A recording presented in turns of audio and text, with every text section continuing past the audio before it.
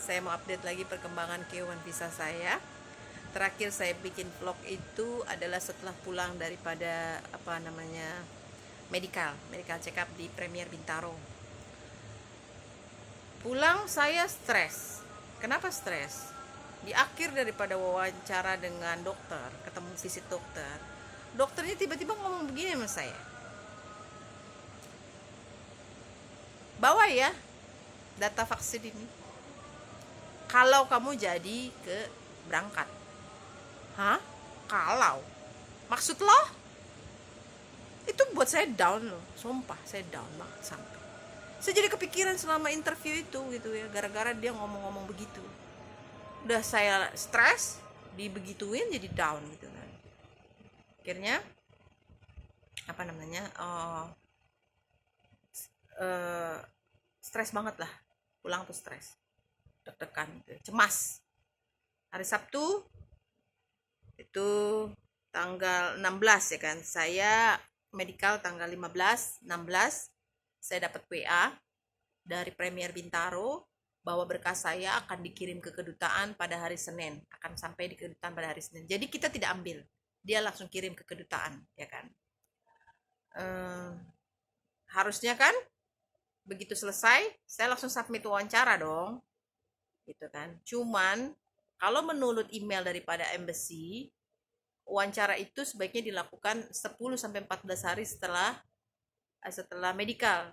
Kalau sekarang ya nggak perlu, karena kenapa? Yang medical itu juga sedikit gitu. Medicalnya cepat, hasilnya cepat gitu kan. Jadi selesai medical ya kita bisa submit wawancara gitu kan. Atau misalnya tunggu informasi dari Premier Bintaro bahwa berkasnya akan dikirimi, kita udah bisa submit wawancara gitu kan. Nah, akhirnya saya bilang sama agent, karena saya pakai agent kan di Jalan Sabang tuh, saya bilang jangan submit wawancara dulu deh, sebab berkas saya belum ada gitu kan. I-134-nya belum masuk gitu kan. Tunggu aja 10 sampai 2 minggu, kira-kira akhir Januari lah submit wawancara gitu. Oke, dia sudah oke kan. Nah, berkas I-1134 sebetulnya boleh tidak harus original. Kalau dulu harus original ya, kalau sekarang copy. Jadi di email aja dengan W2 dan 1040 gitu kan. Tunangan saya nggak mau email karena takut namanya dokumen-dokumen penting gitu ya. Saya nggak punya printer gitu, harus ngeprint di ini, dia khawatir gitu, dia khawatir sekali lah kalau soal-soal begitu. Akhirnya dikirim dong lewat pos 158 US dollar. Aduh Tuhan, betul-betul lah, dengan katanya janji 3 hari atau 5 hari, tapi ternyata 1 minggu baru datang tuh ya. Berkas itu lama tertahan di Singapura, 3 hari kali di Singapura itu berkasnya tidak masuk Indonesia. Pada tanggal 22 lah, 22 Januari lah, saya putuskan untuk agent saya mensubmit wawancara. Kenapa? Karena berkas saya pasti akan datang dalam minggu depan gitu kan. Saya yakin banget gitu minggu depan pasti udah nyampe ke Indonesia gitu kan. Tuh agent waktu dia apply email kedutaan salah kasih prolog pengantarnya. Salahnya di mana? Data kelahiran saya harusnya 19 Juli jadi 16 Juli. Data DS160-nya kodenya salah. Saya shock dong, udah saya stres masalah ini yang itu gitu, kata-katanya si dokter. Agent saya juga bikin saya begitu. Saya bilang, "Pak, bisakah diulang lagi? Ini menyangkut hidup saya loh, masa depan saya loh." Gitu kan. Ya dia bilang bisa diubah gitu kan, tapi nanti hari Senin gitu. Oke lah, nggak apa-apa gitu kan. Tapi saya udah deg-degan gitu, deg-degan banget gitu kan. Karena aduh kalau salah lagi gimana, nanti saya nggak dipanggil interview bagaimana, kalau ini bagaimana. Aduh pokoknya khawatirnya tingkat dewa deh, belum pernah saya kayak begitu lagi seumur hidup gitu ya. Oke, hari Senin ya kan. Iwan 134 belum datang juga gitu kan. Hari Senin saya hubungi pagi-pagi Koko itu, tolong submit wawancara. Ternyata submitan wawancaranya itu bukan melalui seperti dulu melalui email, tapi submit wawancara itu samaan sistemnya dengan regular visa gitu ya, melalui registrasi CGI kalau nggak salah. Itu agent saya yang urus sih soalnya. Akhirnya bisa lah, dapat lah, keluarlah tanggalnya. Dimulai dengan Februari, Januari sudah habis. Itu saya tanggal 25, Senin tanggal 25 Januari. Januari sudah habis semua jadwalnya, tinggal Februari dari tanggal 1. Saya pilih lah tanggal 2. Kenapa saya pilih tanggal 2? Karena kalau tanggal 1 kok kayaknya cepet banget gitu ya. Nggak tahu juga ya, pilih tanggal 2 pada akhirnya. Jam 9.30 pagi. Nah, waduh, sejak tahu itu tambahlah saya apa namanya, stres, nangis terus. Bagaimana nanti wawancara? Kenapa begitu? Karena saya tuh terlalu banyak informasi, jadi bikin takut, bukan bikin berani, bikin takut. Yang beginilah, yang begono lah, yang beginilah, begono lah. Wah, hari-hari menangis aja, toh menangis saja. Ya tunangan saya juga sebetulnya stres juga, dia juga dalam kondisi yang stres. Jadi, tidak mudah juga kita berdua sebagai pasangan menghadapi perkara-perkara yang begini ya kan. Saya berharap teman-teman bisa jauh lebih kuat gitu ya daripada saya mungkin ya. Tapi kalau anda ternyata teman-teman merasakan seperti saya, that's fine, sama, mungkin sama.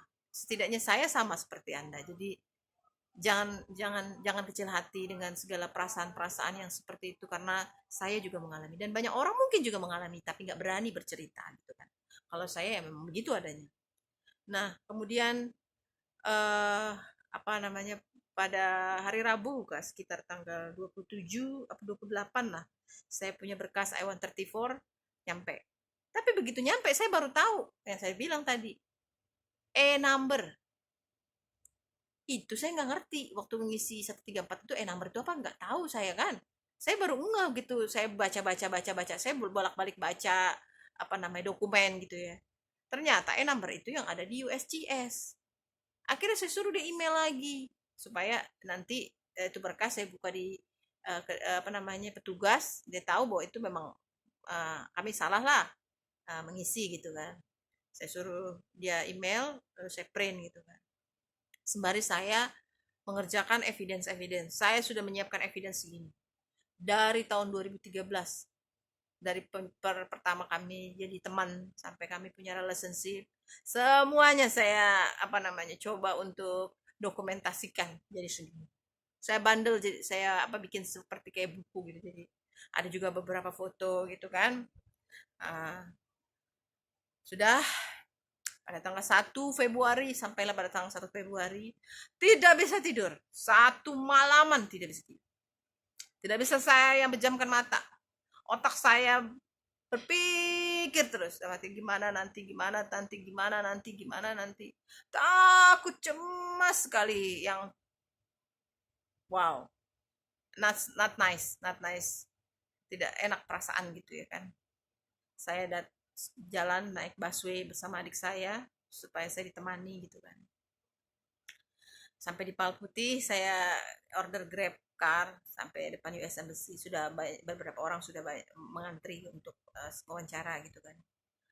Sampai di sana sekitar pukul 9 kurang 10 lah. Mau kencing, keringet dingin segala macam. Mana ada itu WC di situ kan? Saya kan nggak belum suruh masuk gitu kan. Pergilah saya ke KFC, nggak jauh dari situ, jalan kaki lah, balik lagi.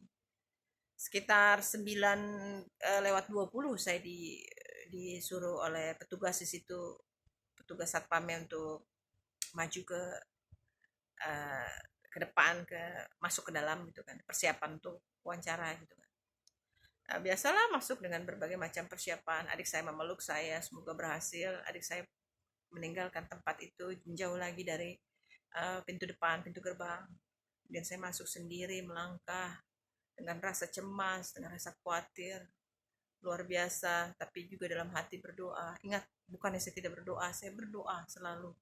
Ketika itu terjadi, ketika apa namanya, saya berdoa, tapi tetap itu sulit sekali bagi saya.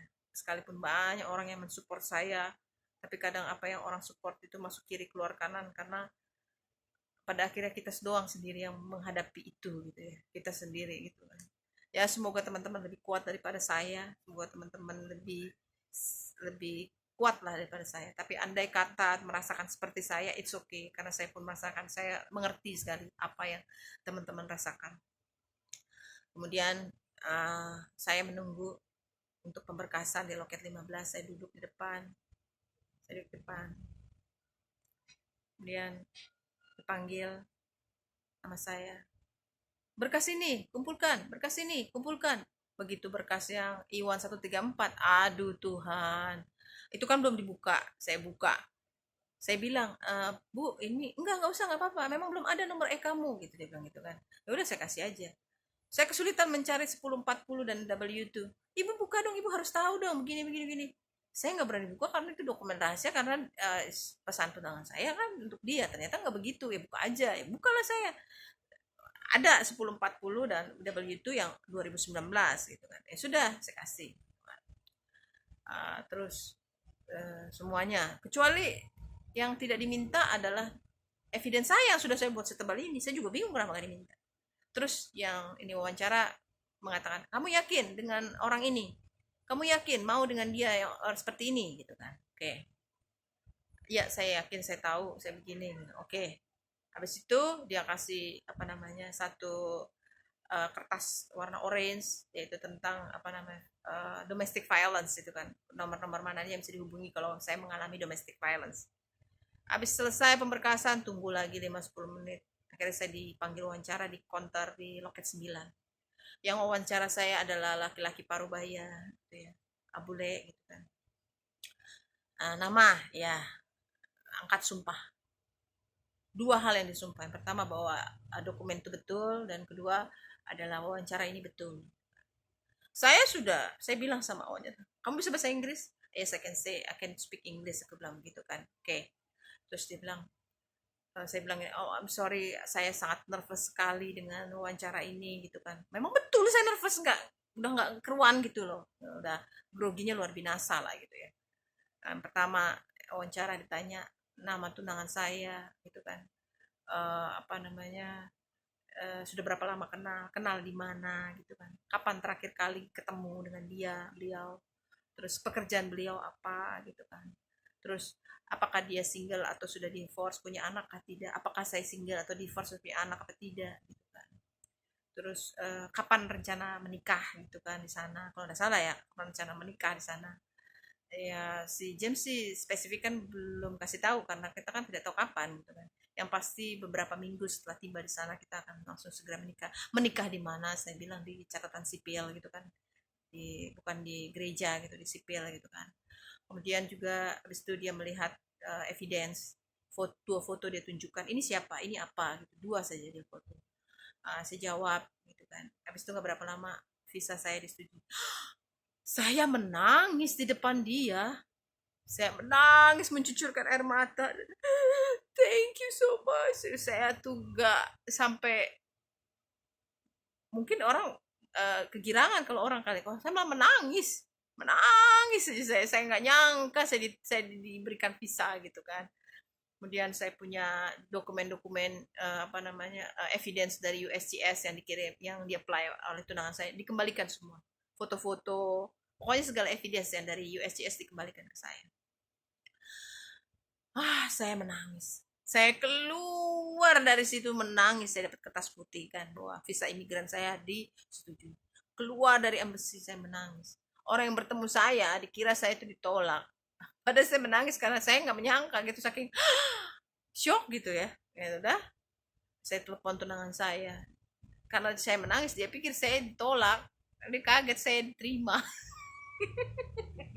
Itu loh, saya aneh. Memang aneh betul. Habis itu saya telepon mama saya telepon adiknya, saya kabari beberapa orang yang memang dekat dengan saya untuk memberitahu berita bos. Akhirnya ini kan, pulanglah saya ke rumah. Saya juga berjumpa adik saya, karena adik saya nungguin di KFC kan, saya ke KFC ditungguin adik saya gitu kan. Saya bersyukur sekali adik saya mengantarkan saya, sekalipun cuma sampai di situ gitu ya, tapi itu adalah kekuatan bagi saya bahwa ada orang yang mendampingi saya gitu ya. Wow, teman-teman, please, kalau teman-teman mengurus K1 visa sekarang karena pandemi yang membuat semua berjalan begitu lambat, saya mengerti sekali perasaan kekhawatiran dan kegalauan yang luar biasa, tapi it's okay, everything will be fine ketika kita sudah wawancara. Jadi kalau hubungan kita betul-betul serius, betul-betul apa namanya, betul-betul real lah, kita nggak usah khawatir gitu ya. Sebetulnya saya ngomong begitu enak aja ya, waktu kemarin nggak enak gitu ya, sekarang enak ngomong gitu untuk orang. Sebenarnya ya intinya it's fine lah, teman-teman kalau mengalami seperti saya it's fine juga, nanti akan terlewati, nightmare-nya akan terlewati, dan akan menjadi cerita yang indah ketika kita sudah tahu jawabannya. Ya, saya diterima. Oke, bye.